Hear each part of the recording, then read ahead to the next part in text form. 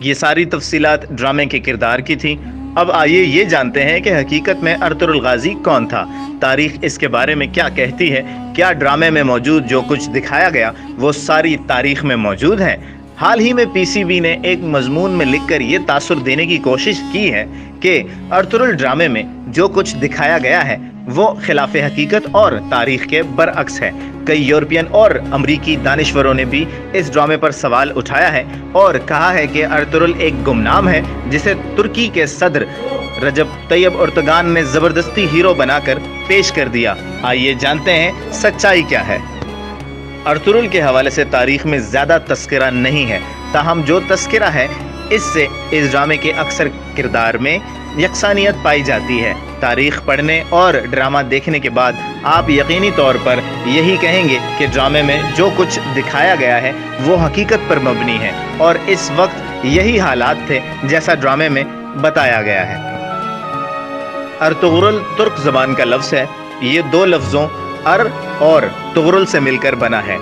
ار کے معنی آدمی، سپاہی یا ہیرو کے ہیں، جبکہ طغرل کے معنی عقاب، پرندے کے آتے ہیں۔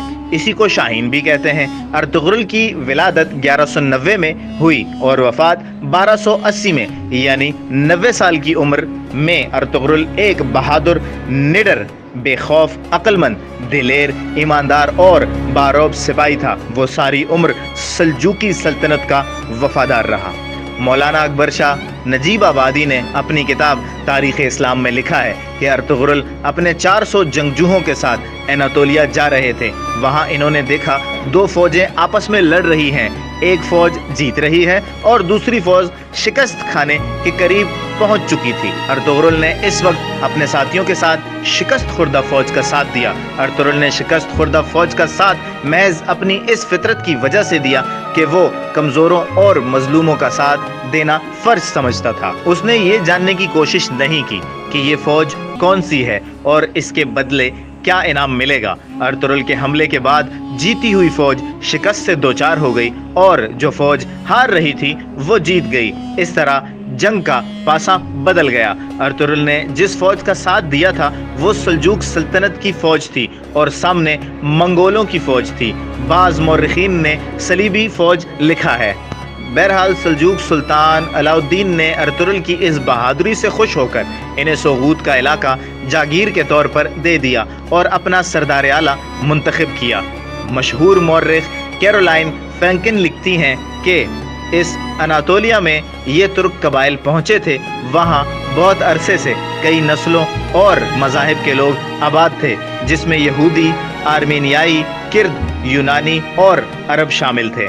اس علاقے کے مغرب میں ماضی کے مقابلے میں بہت کمزور بازنطینی سلطنت تھی، جس کا اختیار اچھے دنوں میں اناطولیہ سے ہوتا ہوا شام تک تھا، اور مشرق میں سلجوق جو اپنے آپ کو رومی سلجوق کہتے تھے۔ 13ویں صدی کے اوسط میں منگولوں کے ہاتھوں شکست نے سلجوقوں کو کمزور کر دیا اور وہ منگولوں کو نذرانے دینے پر مجبور ہو گئے تھے۔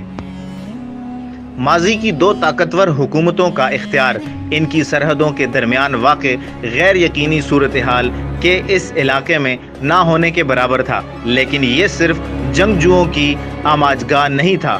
مہم جوئی کرنے والوں کے علاوہ یہاں وہ لوگ بھی تھے جن کے پاس جانے کے لیے کوئی اور جگہ نہیں تھی۔ معتبر تاریخی حوالے سے یہ بھی معلوم ہوتا ہے کہ ارطغرل کا تعلق ترک قبائل کی شاخ کائی قبیلے سے تھا اور ان کا خاندان بیگ سردار کہلاتا تھا۔ یہ قبیلہ عقیدتاً اہل سنت والجماعت سے منسلک اور مسلکاً حنفی تھا۔ تاریخ کی کتابوں میں ارطغرل کی زندگی کے احوال اور ان کی سرگرمیوں سے متعلق زیادہ معلومات نہیں ملتی، البتہ ان کے بیٹے عثمان اول کے ڈھلے ہوئے سکوں سے تاریخی طور پر ان کے وجود کی تصدیق ہوتی ہے۔ ان سکوں میں عثمان اول نے اپنے والد کا نام ارطغرل ضرب کروایا تھا۔ 7 صفحات پر ایک قدیم دستاویز بھی ترکی میں موجود ہے جس میں ارطغرل غازی کی منگولوں اور صلیبیوں کے ساتھ اور ان کی جدوجہد کا تذکرہ موجود ہے۔ عثمانی دستاویزات میں ارطغرل کا نسب کچھ یوں ملتا ہے: ارطغرل بن سلیمان شاہ بن کندز بن کایا ایلب بن کوک ایلب بن سارکوک ایلب بن کائی ایلب۔ کائی قبیلہ انہی سے منسوب ہے۔ کئی مورخین نے لکھا ہے کہ ارطغرل غازی اسلام کی سربلندیوں کی خاطر جدوجہد کر رہے تھے، اور اس وقت کے موجود ترک قبائل سے ان کی سوچ بالکل الگ تھی۔ ایک عظیم مشن اور مقصد کے تحت وہ ترک قبائل کو متحد کر رہے تھے اور صلیبیوں اور منگولوں کے ساتھ لڑتے تھے۔ ان کی آرزو تھی کہ ایک عظیم اسلامی سلطنت کا قیام عمل میں آئے۔ وفات کے 10 سال بعد سب سے چھوٹے بیٹے غازی عثمان اول نے ان کا یہ خواب پورا کیا اور ایک عظیم الشان سلطنت عثمانیہ کی بنیاد رکھی۔ ترک کے شہر سوغوت میں ارطغرل کے نام کی ایک مسجد اور ایک مزار ہے۔ ارطغرل کے بیٹے عثمان نے اس کی تعمیر کی تھی اور پھر عثمان کے بیٹے ارحان غازی نے اضافہ کیا۔